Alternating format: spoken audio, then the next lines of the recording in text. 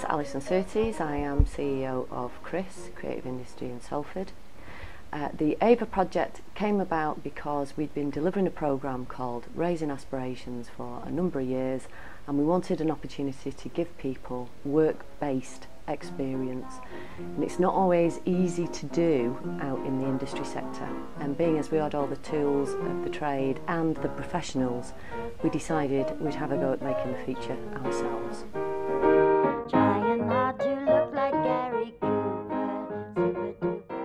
Today what we're doing with Chris is I've been commissioned to facilitate and guide and nurture 4 writers within the Salford area to all work and rewrite on the second draft of a feature film titled Ava. The process is to guide them and take them through characterisation, structure, visual motivation, and generally to enhance the material that we have existingly, with the view to it being put into production in February-March of 2012. This is session 6 today, and we've got another 4 sessions to do, and by the end of January, early February, we're hoping to actually have a fully completed second draft version of the script. I've been pleasantly surprised with 1, their attitudes, 2, their hunger, and 3, their kind of receptive openness. They've been very, very willing to listen and learn and take on board comments, but what I've also tried to encourage is that they bring their own individuality to the project with regards to their own voice, their own experiences and their own imagination. Yeah, I'm not happy with Coca-Cola, so I've given Dandelion and Burdock. Okay, the cheap version. Yeah. What's impressed me is the attention to detail, to be honest with you. But however, with that said, Alison and Steph brought me on to obviously help guide, and that was the first, within the first 2 sessions, was basically where we were wanting to go in terms of how focused we needed to be in order to enhance it. And that's the attention to detail, and they've all applied it superbly, to be honest with you. And I think going to those writing workshops, it was like a lot of things will come out if you just allow yourself to just write and write and write, then some good stuff will come out of it. So I suppose it taught me about having faith in my own ability, really. Off the top of my head, one of the things I was most proud of was probably the character of Sue, which is played by Julie. And we needed to create a part for Julie because we wanted to get a part for everybody being a part of the workshops, the acting workshops. And so I came up with this idea of Kim's best mate, and she became almost like a sounding board for the way Kim was feeling, because Kim's quite a brashy character. We didn't want her to be just brashy, and that was 2-dimensional. We wanted some depth to her, and so that was almost like she was almost like a vehicle for Kim to portray herself as being quite vulnerable within that marriage and within that situation. So hopefully that came across. Yeah.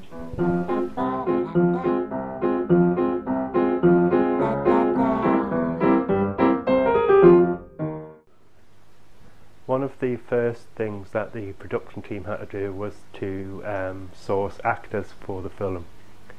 We prepared a press release and released it to several casting agencies around the Northwest.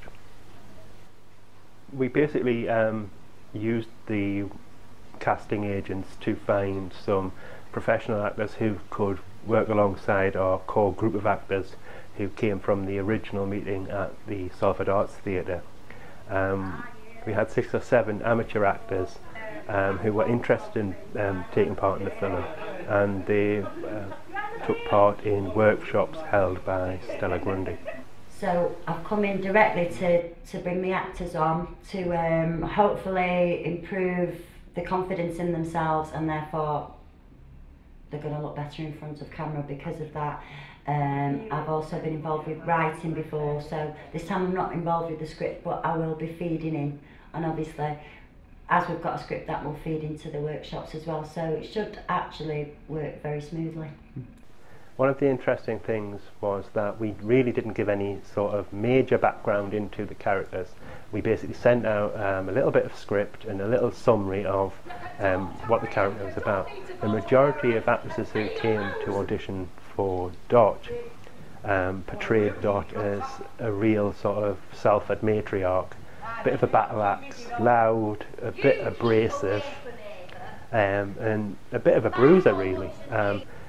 The only one that really came in and played Dot, how I personally viewed it, was Denise Kennedy, who basically came in and played Dot as a normal next door neighbour type woman. quiet spoken, but able to voice her opinion.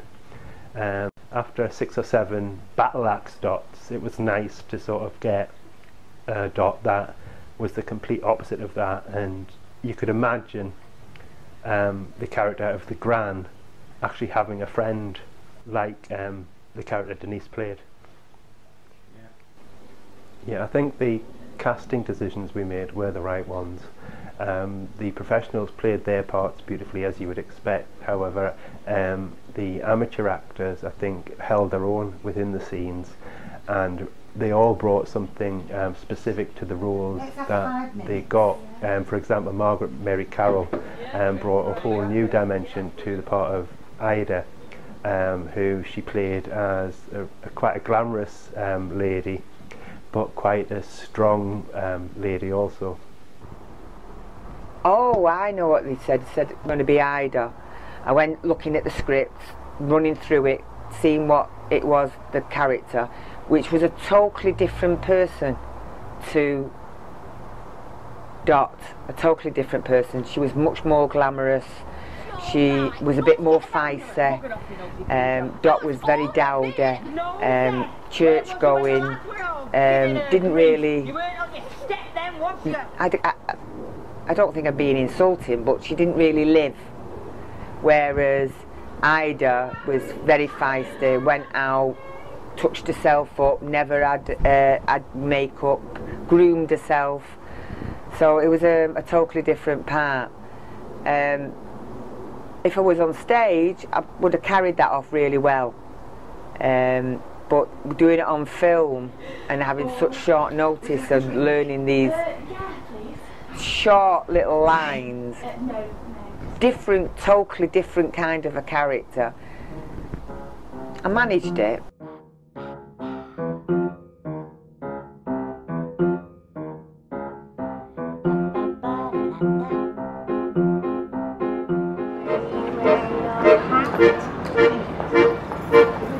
Where you sip your tea,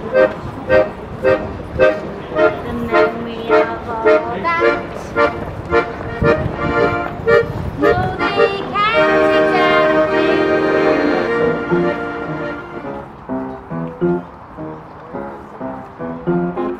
I'm doing film, you know.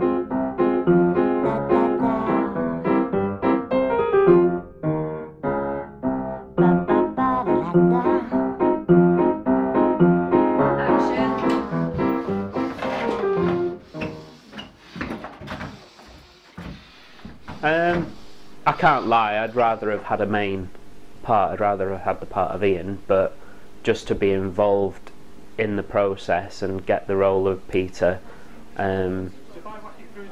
it's a little bit more than being just an extra on camera in the film, so it was definitely, it was a great experience, I'd say. I really enjoyed the sort of day that we spent filming, the scenes that were necessary to film for Peter's role.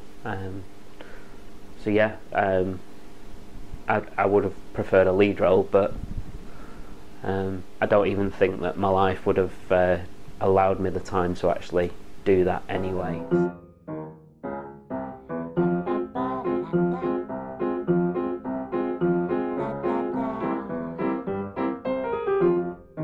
Some of the things I did was locations, looking at locations and going out scouting for suitable locations. That was good fun, especially trying to find shops which were a bit amenable to us, and it was amazing how many people were quite suspicious of what our motivations were. I think they thought we were CID at one point, me and Mike went in. So yeah, that was quite interesting.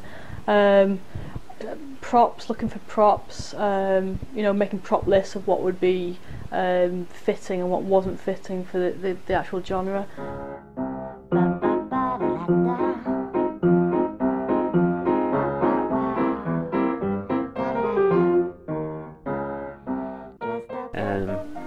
A little bit daunting when they said you're going to have to do a dance number, having sort of what I consider 2 left feet, but I think it worked out really, really well. It was such a good way for the acting group that we had to get together one last time, and sort of hopefully in the final film it's going to look pretty amazing, if a little bit mad, but it was just really good fun.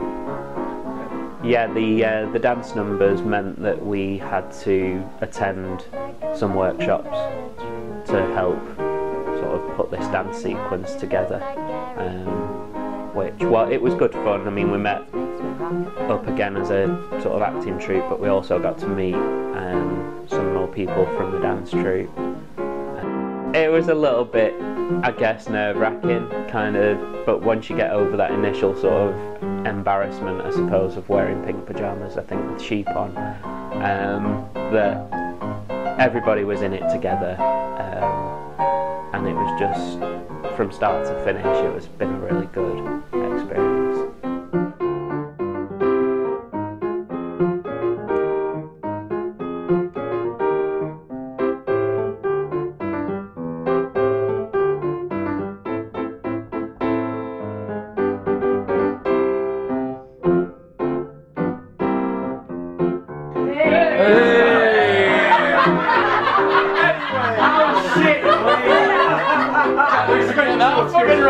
Are we done now? I think we're getting drunk.